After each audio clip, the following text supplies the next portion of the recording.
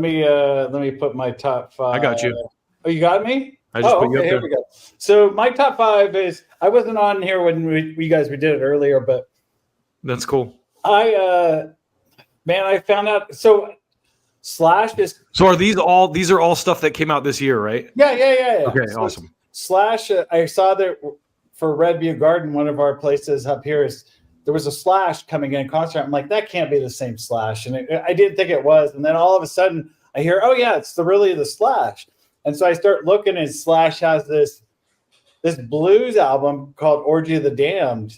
I started listening to it, and damn, it's good. It's got the first song right out of the gate is Chris Robinson from the Black Crowes. Oh, I got to listen to it. And it's called The Pusher, and it's such a good song. And then it's got Paul Rogers from Queen.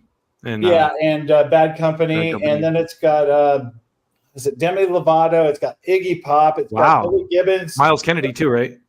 No Miles Kennedy on this one. No, it's got Billy Gibbons from. So this one's like his first one then, because his first one had a whole bunch of different singers on it. And Joey, I think you'll really dig this one because it's very, very bluesy and almost country sounding. Well, I liked his first album a lot with all the different guest singers, and then he did 4 of them with Miles Kennedy, which were also great. Yeah, but he had one with what's her name, the that was in the Black Eyed Peas or whatever. Fergie, Fergie, he had one with Fergie. Yeah, that was a good song.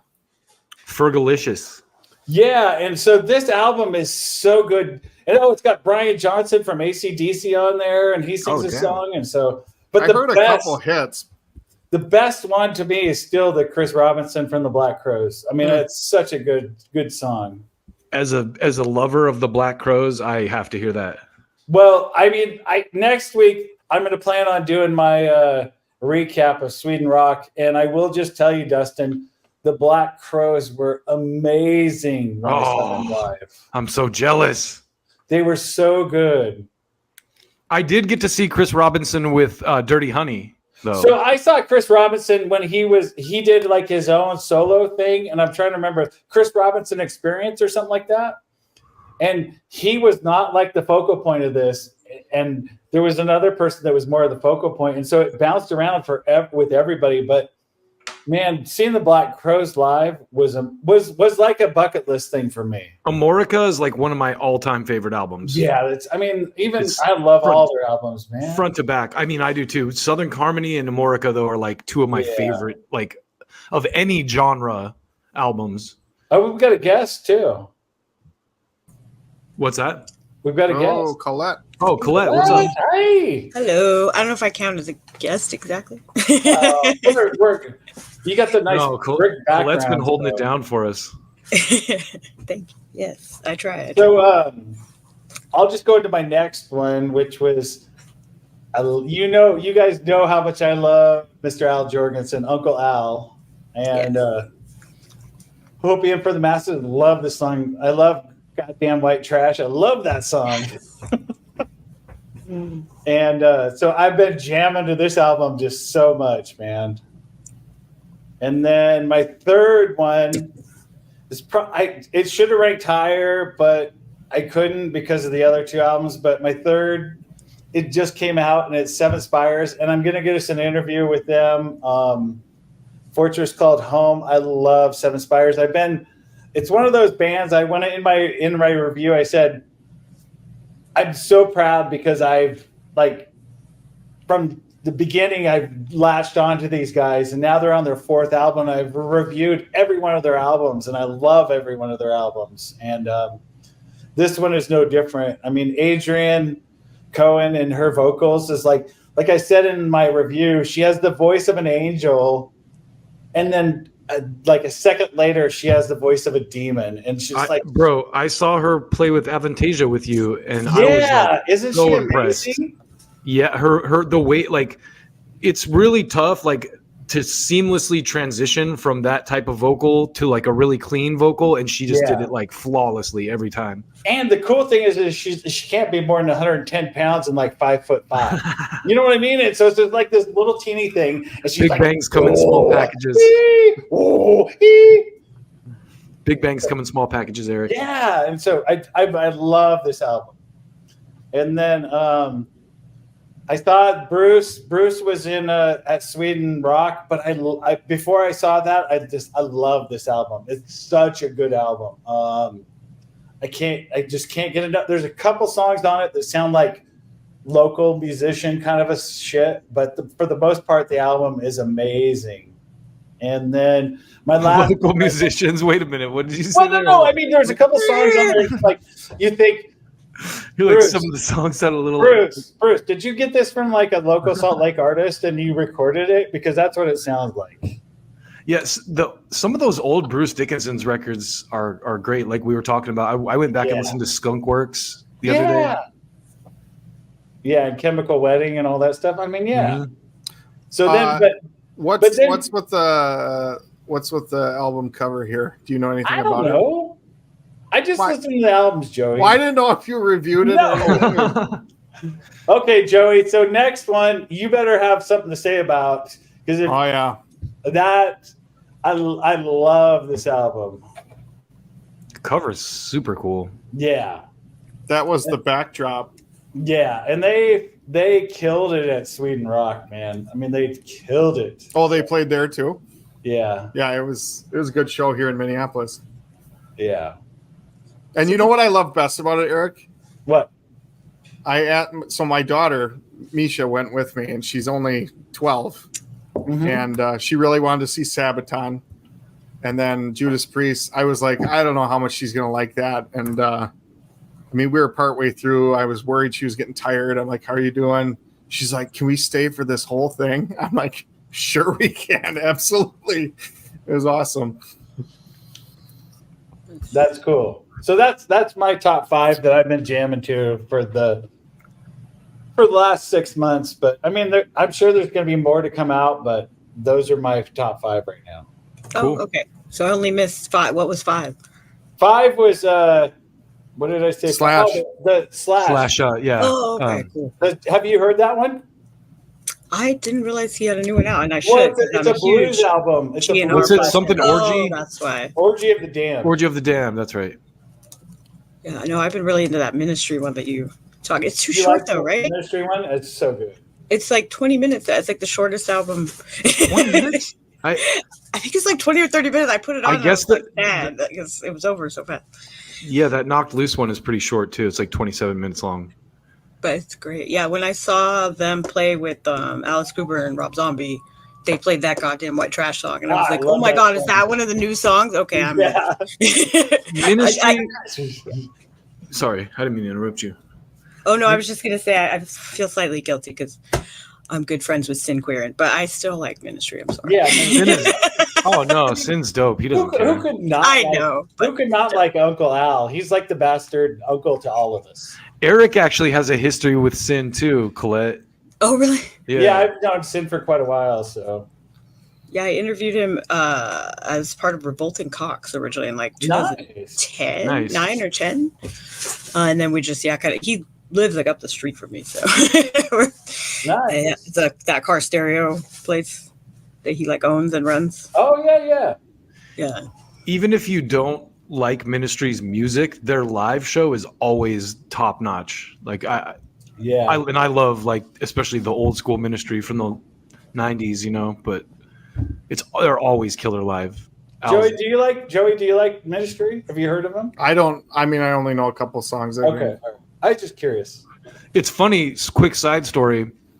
When I was in like junior high and Ministry, kind of like Psalm 69 had come out. Yeah, it was right around the time 9 Inch Nails blew up. So like industrial was kind of like starting to break through into the mainstream and stuff.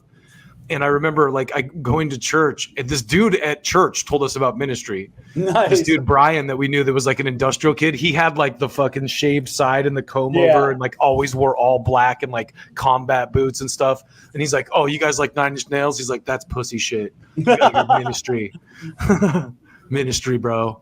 And from then on, we were Ministry fans. Like, Mind is the Terrible Thing to Taste. Like, classic. Yeah. 9 Inch Nails was like the gateway drug to industrial. Yeah, it was. Yeah, I mean, no disrespect to them either, because good God, like they have a legacy. I love them. Yeah, one of my favorite bands too. But all right, now it's Joey's turn. Joey, your turn. All right, let's see. Joey always has some interesting stuff that I have to go check out afterwards too. Yeah. But I definitely have to listen to that Slash record. I didn't know Chris Robinson was on it. Yeah, it's so good. Yeah. Well, this would be my. Is that showing up? No. Hold on. Oh, Dustin. We got to put it on the stage. My bad. Dustin's still controlling me. I'm sleeping. I didn't write the name or anything on the side. It's on the album cover there. But this is Keith Wallen, Infinity Now. It's his second full-length solo thing, I think. But he's the guitarist for Breaking Benjamin. Yeah. Yeah, we've interviewed him a couple times and stuff. But, not super heavy stuff, but just really solid. I really like his vocals, guitar work, all that stuff. Leanne and I went and saw him a couple months ago when he played here at a small bar and Nice. got to chat with him and stuff like that afterwards. So been rocking this one quite a bit. Next one, POD. This one was fun. I got to bring my boys to this show, and they're loving this album. POD was one of those bands I was like really big in, like middle school and high school, and then I kind of got bored of them for a long time. But then this latest album is pretty heavy and pretty dope. So I've been rocking this one. You know what's crazy is like it's funny because it makes me laugh when you say middle school and high school because when you say middle school and high school, like Van Halen 1984 was like my middle school. We got generations here. Yeah, that's because you're old for it. It's cool though. Yeah. So, I was going to say about POD too, Joey. Like they're one of those bands that I never really got into in kind of like the post-Korn wave. Yeah. But I saw them live, and they were incredible. They were so good live. Yeah, it's weird. I mean, Totally. they've had some huge hits. You Yeah, know, but I couldn't. I was they're like, only playing like the 1,500 club venues. You know, so man, I was like, wow, I know all these songs. Holy shit. Mm-hmm. Yeah, it's kind of one of those like big bands that never got huge. Yeah. Yeah. Oh, and they were just like they put on such a killer like high energy show that you couldn't not be impressed with them. They were killer. Yeah, they were saying like they've been a band since 92, so 30 That's cool, man. 32 years, you know, and they're still going strong. So it was fun to watch them. This one I would typically not pick a live album, but this one finally came out. They played this show, I don't know, 2 or 3 years ago maybe. Zayo did a live stream thing, and they said at the time like it was just going to be live. They weren't going to release it ever, and then they finally did, and it just came out, I don't know, a few weeks ago or something. So I've been rocking this one quite a bit, even though the songs are 30 years old, but it was really good. You know what's funny is I need to start giving Joey shit because if there's a Zayo album in our top 10, then because he always gives me a shit about it's our Sabaton album. All the bands I love are dead or broke up, so it's Yeah. like you can't really do that to me. Yeah, I'm still hanging on. This band, The Last 10 Seconds of Life, the album is No Name Graves. I had not heard of this band, even though they've been around for like a decade. But if you're looking for some really good deathcore, this is amazing. I like the cover. Yeah, it's so good. Dustin, you would really like this. I promise that. We talked about last time too, about maybe it wasn't last time, but we talked about how metal always has like it's like the most religious genre. There's always religious themes. Like this looks like a classical religious theme type painting. Yep, but it's heavy. You'd like this one. I'll check it out. So I've been jamming this one a lot. And then lastly, this one just came out this last Friday. This is Wage War Stigma. Yeah. I've been a fan of these guys since they came out. I don't know, it's probably around 10 years ago or so. But yeah, they're starting. Eric, you might actually like this a little bit. They got more of an industrial thing to this album. So sounds good. So the other album I was going to mention that I forgot to mention that I'm sorry, I don't mean to interrupt, was the new Kerry King album. That's such a badass album. I still haven't heard it. Oh my God, it's so good. Well, if you talk about Kerry King, you have to talk about Slayer. Colette, do you have any like new? We didn't really prep you for this, so that's my bad. But do you have any like what we try to do is pick like new music, like 5 songs or albums from 2024 that are like we've been listening to. And Dustin and I did this on the first quarter, so I just picked stuff from the second quarter here. But yeah, well, I was really excited about the new Kitty. It just came out. Oh yeah, I gotta just listen to posted that. about that on the site. I really liked the single, and then they took over Serious Liquid Metal. They really got to start paying me for endorsement because I always mention that. That's where I hear all That the, single like, new was heavy stuff. as fuck too. Yeah. Like, I really liked it. And I'm kind of like sort of homies. I've interviewed them twice, and we always got along really well. You know, it's like not just Nice. is it the chick thing, but I don't know, same Should we age, try it like for similar a third taste. time? Huh? Should we try for a third? Yeah, I would fuck love yeah, to. we Yeah, should. I thought about that actually. You know, sending the other 2 for reference, be like, hey, remember, I'm still around. Y'all are still around.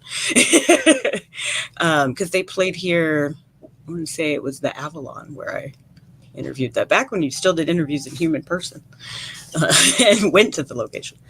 But yeah, no, I really like. So far, I haven't listened to the whole thing from beginning to end, but the 3 or 4 songs I've heard I really like. They're kind of doing where they sing more, like the Funeral for Yesterday kind of stuff, but heavier. They didn't go like full on, like, oh, we're going to be screamo all of a sudden, like they kind of did with that album. I liked it, but it was a departure. So I think they've kind of mixed all their weird styles. what was their together. second album? Oracle. Yeah, that was my favorite. That's heavy. Like you can't really Yeah. argue with that one for sure. In the new metal world too, they were like definitely one of the heavier bands. Like they leaned more into like the deathier type vocals and everything. Yeah, especially from the second album on, they kind of changed their style because that one gal left, and then yeah. Well, I have some stuff real quick. I kind of was a little bit lazy this time. I just did songs because I haven't really been listening to a ton of like albums. Yeah. But I will say one album that I have listened to a lot that I didn't even mention here is Insect Arc, which is a offshoot of the woman her name's Dana, and I interviewed her a couple weeks ago. But it's really cool if you're into like dark brooding, kind of like gloomy type, like I wouldn't even call it metal necessarily, but her voice is also like really like ethereal and kind of haunting, and it's just like it's really good, like one of those records you can just put on and like vibe to because it's like really kind of dark and brooding and a little bit slower. You know, they do some heavier upbeat stuff too, but anyway, Insect Arc is one of those albums. But this is a single, and I love the title. It's Nile. It's called Chapter for Not Being Hung Upside Down on a Stake in the Underworld and Made to Eat Feces by the 4 apes, which cut off. I should have just put it on 2 lines. But as ridiculous as the title is, the song itself is like absolutely killer. It's like the kind of insane death metal that I love Nile for. Like they're just like nonstop relentless brutality, but they also speckle in these cool little like Egyptian vibes and like kind of progressive stuff here and there too. But just insane. I saw them a few years ago. Yeah, they're Played great. a little club here. Yeah, I saw them in Salt Lake actually several years ago, but they've been around a long time. So, but this new stuff is heavy as ever. that song title reminds me of like early Norma Jean, like they're like Totally. really long titles and stuff. They're like how. That's probably the lyrics for the entire song. Yeah. Because it's like 3 minutes or 4 minutes or something. So I have Job for a Cowboy in here. This one's been in heavy rotation for me, but this latest like single, I guess, The Chemical Doorway, is a really cool like progressive deathcore song. Like it starts with this almost like Rush sounding guitar riff and then builds into this like crazy wall of destruction. So I dig that. Knocked Loose, of course, we've been talking a lot about. This song specifically, Don't Reach For Me, like the riff got stuck in my head right away when listening to this album. So I really dig that. And then this one, these last couple are interesting ones, I think. Cone Sound is actually an electronica band. And I didn't even know this until I went to look up the thumbnail, but they worked with some of the members of this band called Intervals on this. And it's electronic metal. Like it's like the beats are like it's crazy. It's hard to explain, but it has like elements of psychedelia. But it's like it almost sounds like Dream Theater-ish at parts, but then also like really heavy at other parts. And it's like Cone Sound is like a dubstep artist basically, but not like one of the cheesy ones. Like they always did some really cool, interesting stuff with electronic stuff. So like their previous catalog is like vastly different from this. And I happened to listen to it the other day and go, the other day being like a couple months ago, but it's been in heavy rotation too. And it's just like a crazy, there's not even any lyrics, but it's just like a crazy progressive, like electronica metal song. Like if C-3PO wrote Who's got the cops coming? The cover doesn't get it. That's probably Colette. Oh, are you hearing that? It's So I Yeah, was, you- They're coming to People take can't. you away. Ha ha. I was telling Joey this earlier, Colette, but if you go into settings at the bottom, there's an audio tab, and there's a button you can tick that says like lower background noise or something like that, and it makes it yeah. so it puts like a noise gate on your mic, so it doesn't pick up as much There it background noise. got it. Yeah, I was like, usually people can't hear that, but I use Zoom mostly, and it kind of automatically does it. That's Yeah. I like it. I mean, it's a good theme for our background. It's not just. I thought people think, oh well. And Eric, can I just or say, you Dustin, have the- Joey or Colette? Who's coming? Well, I'm like Joey's in Minnesota, Colette's in Northridge.